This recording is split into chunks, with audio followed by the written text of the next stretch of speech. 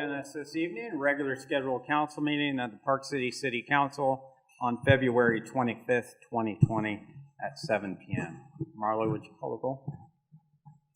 John Linhair. Here. George Glover. Here. Ben Saucetta. Here. Melvin Kerr. Tom Jones. Here. George Capps. Here. Brandy Bailey. Here. Jim Schrader. Here.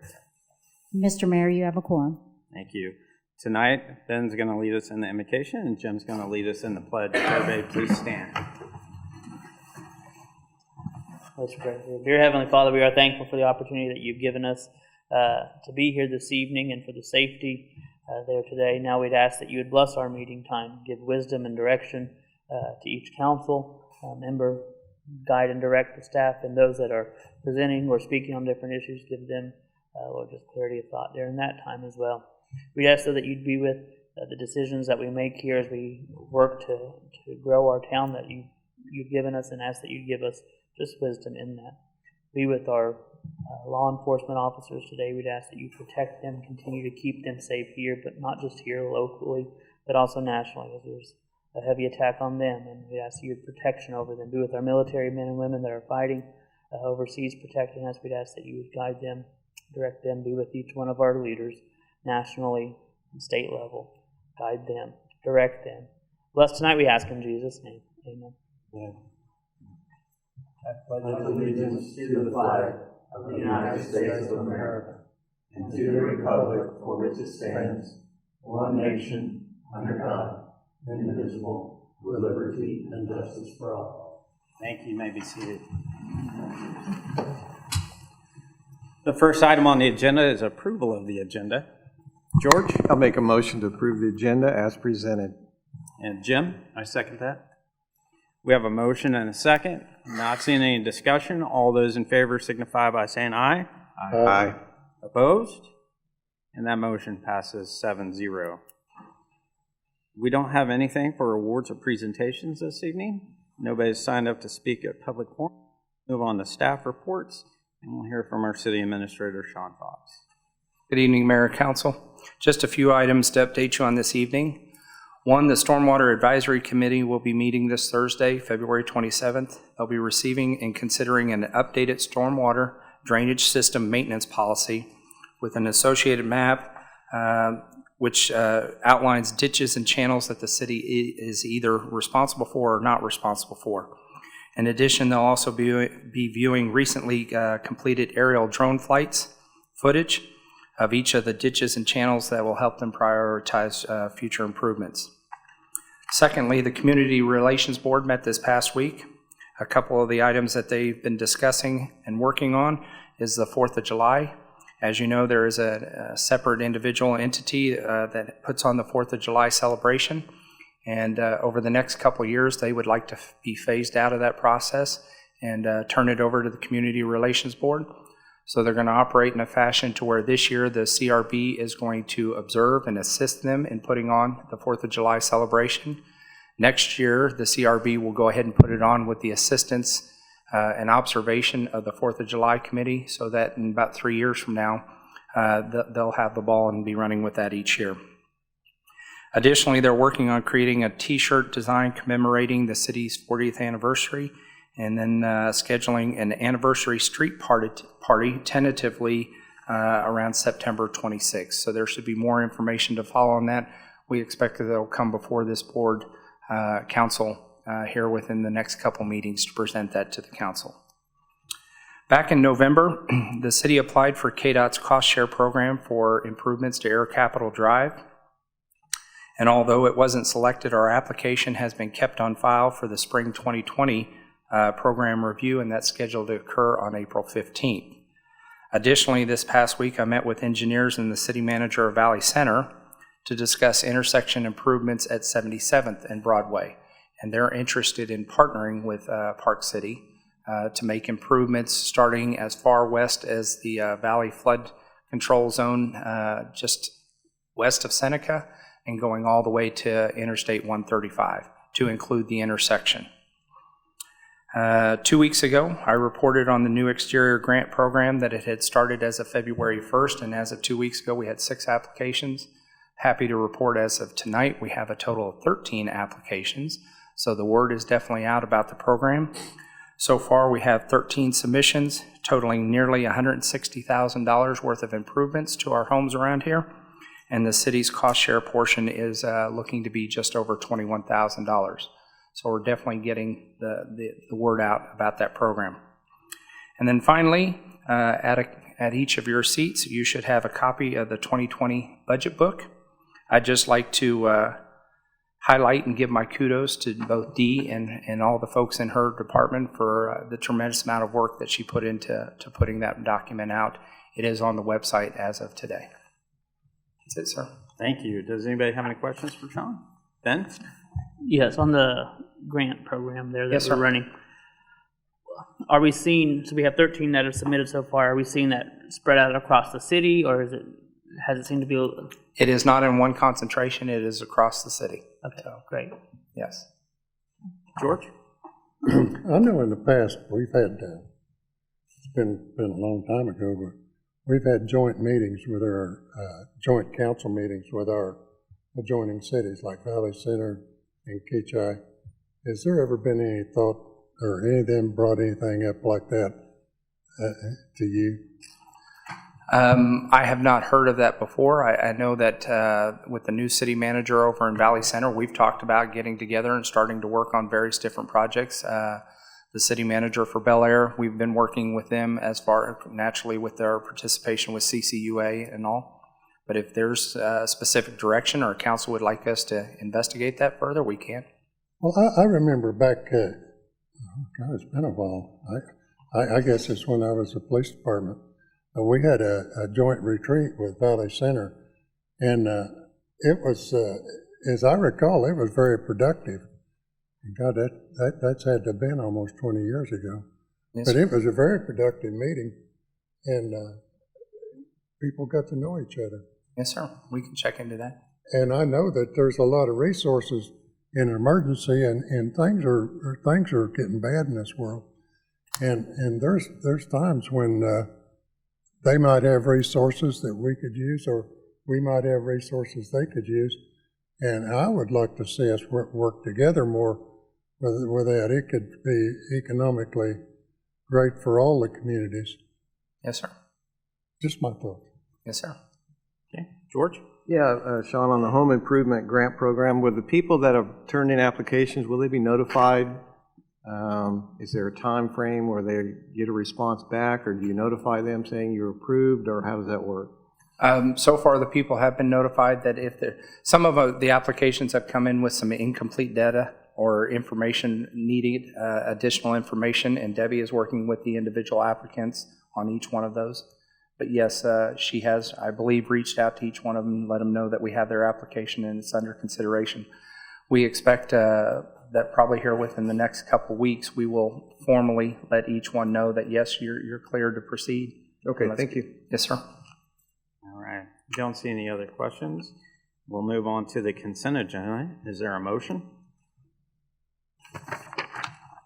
Ben? Sure, I go ahead and make a motion to approve the consent agenda as presented. And John. Second. Got a motion and a second. All those in favor signify by saying aye. Aye. Opposed? And that motion passes 7-0. That brings us to new business, item 5, which is discuss and receive the 2020 census presentation for Park City. Wendy? Thank you, Mayor, and I recommended the information to present tonight for information about the census. My name is Wendy Stark. I was hired by I will start over. Thank you, Mayor and members of the council, for the invitation and opportunity to present about the 2020 census. My name is Wendy Stark. I was hired by the League of Kansas Municipalities through a grant by the Kansas Health Foundation to help cities prepare for the 2020 census. We have provided a lot of resources and created a lot of resources that cities can use. So I just want to share some pertinent information about the 2020 census and then how it impacts us in Kansas. Okay, next slide. Okay, just a quick overview. The census is actually authorized in the Constitution, Article 1, Section 2. And I was talking to someone the other day, and this may be the oldest tradition in America because the census has occurred every 10 years since 1790. And really that data is used for redistricting and allocating funds. Okay. There are some new things about the 2020 census. This is the first time that the Census Bureau is asking people to respond online or by phone. And they will be asking until about mid-April everyone to respond that way. They are not going to be sending out paper forms to all homes, which is something that's far different from the previous censuses. About April 15th, about the fourth reminder is when people will actually get the paper form, and that's only those who have not responded to the census.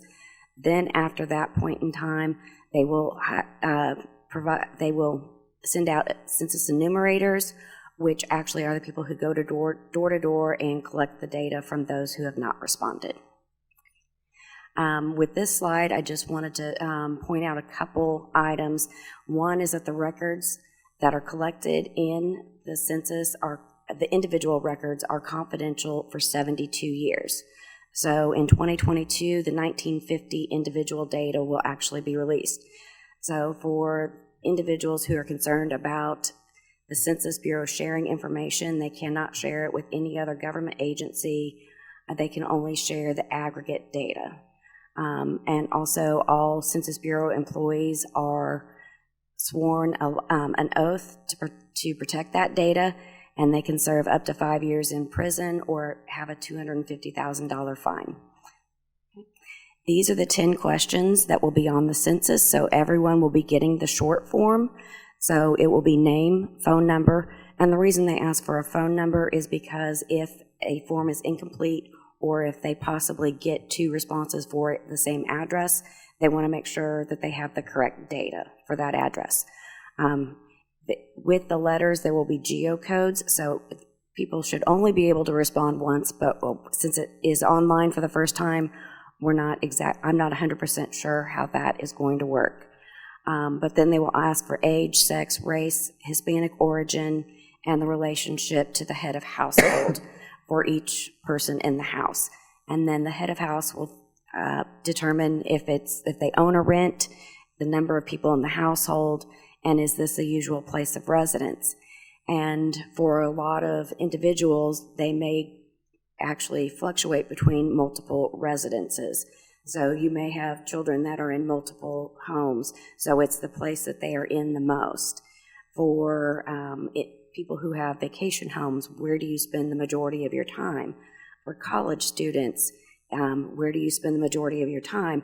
So the census is different from tax laws. It's different from any other laws. It's where you live the majority of the time, and they will want to know where that time is on April 1st. So why is it important? It's important for infrastructure. You were just talking about improvements to roads. It's also important for emergency preparedness, so planning for your fire department. I actually worked for the city of Moss Point, Mississippi a long time ago. I'm originally from Kansas, but it's actually a town on the Gulf of Mexico. We were one of the towns that was severely hit by Katrina, and we actually used census data to determine where homes used to be. And census data has been used in recovery efforts for when there are natural disasters. It's also used for medical planning, for newspapers. Journalists use that for reporting, as well as determining new markets and where to expand in workforce development. Okay. And I wanted to share this slide with you. The map on the left is what happened after the 2010 census. One of those things I talked about was redistricting. So the states in blue actually gained members in the U.S. House of Representatives, and Texas gained the most. They gained 4. The states in orange are states who lost representation. And then the map on the right, unfortunately, the colors are reversed, but the states in orange are the states that are expected to gain members in the U.S. House of Representatives, and those in blue are states that are expected to lose members. And I want to point out Minnesota, it's in blue in 2020. They were expected to lose a member in 2010, but they counted their people in the state of Minnesota better. So that means one of those states in orange lost what Minnesota was expected to lose. And you'll notice Kansas is not highlighted at this point, but if other states count better than we do, we could potentially, it's very minimal, but we could lose a seat. With our current population, we are expected to lose a seat in 2030. Okay, and I shared a copy of this study by George Washington Institute. And one of the reasons I wanted to share this is because this was a study that they conducted of all 50 states, looking at the 55 largest federally funded programs. And basically, when we look at it, Kansas receives a little over $6 billion every year from the federal government for just these 55 programs. These are not all of the federal programs. However, these are the 55 largest. So you can look through that and see different programs that benefit the city or benefit your neighbors or benefit your friends. And like highway planning, construction, that benefits the entire community. Medicare, Medicaid, the state children's health insurance program. CDBG entitlement grants, that's something that definitely benefits cities. So what we did is we actually looked at this, and it's approximately $2,082 per person. So for the state of Kansas, if one home is missed, that means that community could lose out on $52,466.40.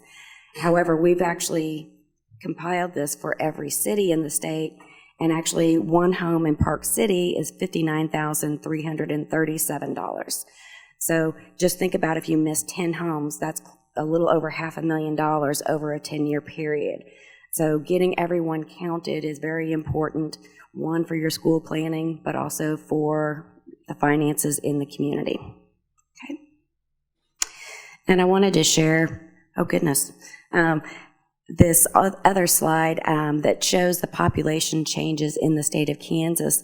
And you'll see that Sedgwick County is actually one of the few counties that's growing. Those counties that are highlighted in blue are the ones that are growing. The counties in red are all losing population, and the counties that are kind of that neutral color, they say that they're not really gaining or losing. However, we know that Ford, Finney, and Seward counties have had an increase of about 30% in their school enrollment, but you'll see on that map that they're actually either, it says they're losing or staying the same. So it means that those communities are not responding to the census. But like I said, Sedgwick County is growing, but you can actually look down to the individual census tracts to see if that data is actually reflecting what is happening here in Park City. And one of the things that we looked at was that Park City has gained 215 people since 2010. Okay, next slide. So some of the things that we're doing at the League to support the census efforts, we are providing presentations like tonight. We are providing educational informational webinars. We coordinate with the state partnership specialist at the U.S. Census Bureau, as well as the Kansas State Census Data Center. Okay. And a lot of our work has been done related to communications and support there. We have created a website, which is kansascounts.org. We have a lot of resources like this particular infographic that we shared about the city. We have all of the cities there. So if you wanted to compare yourself to neighboring cities, you could also do that by going onto that website and clicking on that map of the state of Kansas. We've also developed a messaging guide for Kansas, downloadable graphics, fact sheets, FAQs, 18 social media posts that are formatted for Twitter, Facebook, and Instagram. We have created 3 Kansas-specific census videos that are in English and Spanish, Kansas Counts logos, newsletter articles that can be used. We've also have 7 press releases on our website that can be taken and modified with some quotes from the community leaders to make them a little bit stronger, and then the personalized profiles. We are also conducting statewide advertising with the Kansas Press Association with 201 newspapers. We will be advertising for 10 weeks, having ads run about the U.S. Census in all of their newspapers, as well as advertising through the Kansas Association of Broadcasters with radio stations that cover the entire state. And we'll start that advertising March 1st, and that will run through May 31st. And the website, please feel free to go to this and pull down information. We have tried to provide as much information that we think would be helpful to communities. If there is something that you don't see that you would like to see, please feel free to reach out to me and we will try to get that information to everyone. But really, it's really the resources page that I think you'll find the most information that's helpful. We have infographics for K-12, for higher education, for healthcare, some things that might help get the message out about the census. And as I mentioned, we did do these profiles for 624 of the 625 cities. The reason we weren't able to do the last city was because they incorporated in 2017 and did not have 2010 census data. So for every incorporated city, we have created a profile, at least that was incorporated in 2010. We also created a profile for the state of Kansas, so you can actually do a comparison with your community based on the Kansas data. Okay.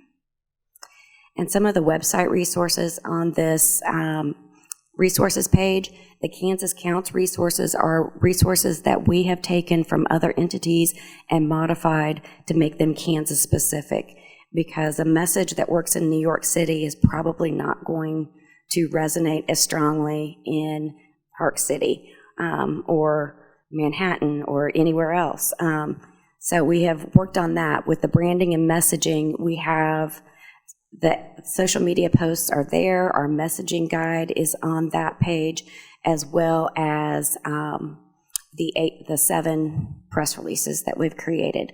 And then the promotional videos, we have our 3 Kansas Counts videos there, as well as videos from other organizations in Kansas that have created some Kansas-specific videos, as well as some of the videos from the Census Bureau. And my favorite is one of my favorites from a national organization is from Rock the Vote, and they have a Rock the Census. And I think it's a really great, quick explanation of what the census is and why it's important.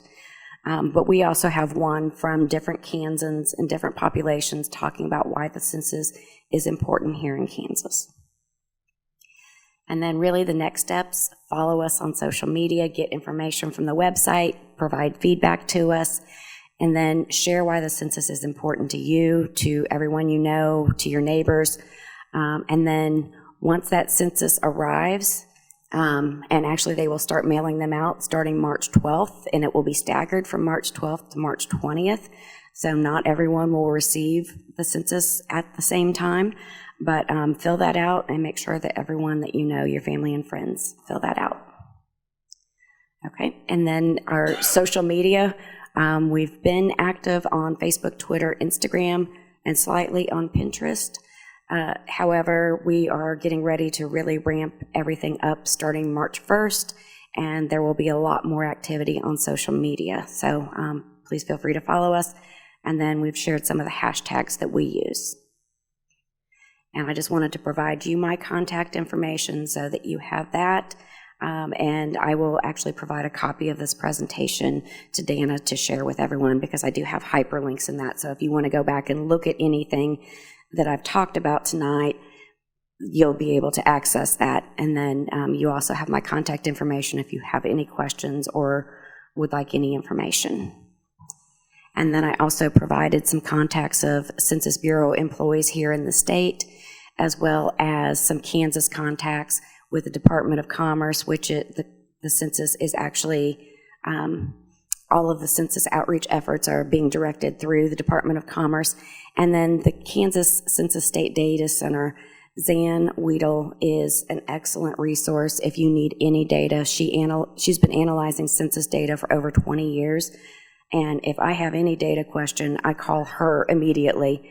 And so she's a great resource if you need some specific census data.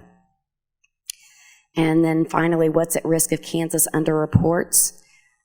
Basically, if Kansas misses 1% of our population, we could miss out on over $600 million over the next 10 years. And the studies that I have seen show that Kansas missed, and it's according to multiple studies, between 0.8% and 1.2% in 2010. So we missed out on a little over $600 million. And thank you all again for the opportunity, and I am happy to answer any questions. Does anyone have any questions? Doesn't look like you. Okay, Thank you very great. much. Thank you.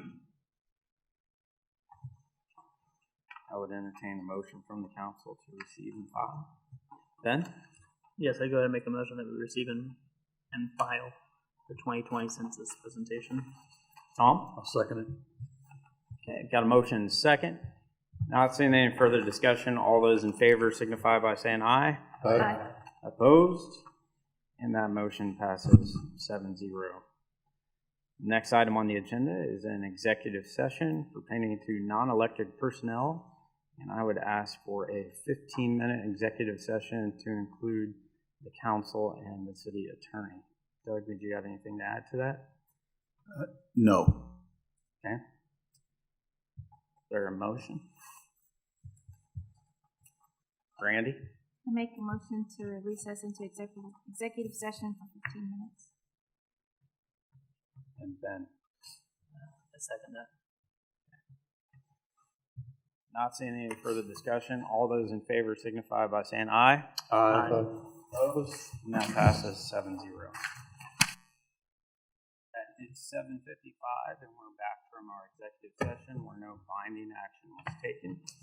And we will move on to item 7, which is discuss and consider amendment to the employment agreement of the city administrator relating to annual compensation.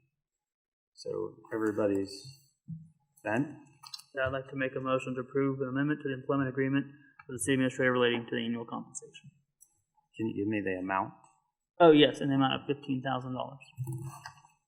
And Jim? I'd second that. Okay, we have a motion and a second. Not seeing any further discussion. All those in favor signify by saying aye. Aye. Opposed? And that motion passes 7-0. Now we'll move on to governing body reports, and we'll start with Jim. I have nothing to report tonight. And Brandy? I have nothing. George? Well, I just got a comment about, current events. I don't know if the city's making any preparedness or whatever, but if we get hit with one of these viruses and stuff, I would hope that we would change things around, and maybe limit contact as much as, I would hope we have a plan. I would hope that someone puts together a plan for such emergency. That's all I have. Thank you, George. Tom? I just want some clarification. Are you talking about computing or just anything? No, I'm talking about sickness. Okay. I'm talking about the coronavirus. That thing is undoubtedly going to spread. And if it comes, I think we need to have some foresight of how we're going to handle it. Not wait till it happens and then go, what do we do? That's what I was thinking. That's it. I don't have anything. And Yeah, I would just say maybe to that, I know that the county is keeping an eye on that from a health perspective, so maybe that's something we can look into, is maybe reaching out and seeing if there's some sort of connection there with the county. I know they're monitoring that issue locally, so definitely something to keep an eye on there. Other than that, I don't have anything. okay, George? I don't have anything. John? I have nothing. I would make a motion to adjourn. Ben? Second. Okay, we got a motion and a second. Not seeing any further discussion. All those in favor signify by saying aye. Aye. Opposed? And that motion passes 7-0. Thank you all. Have a good evening.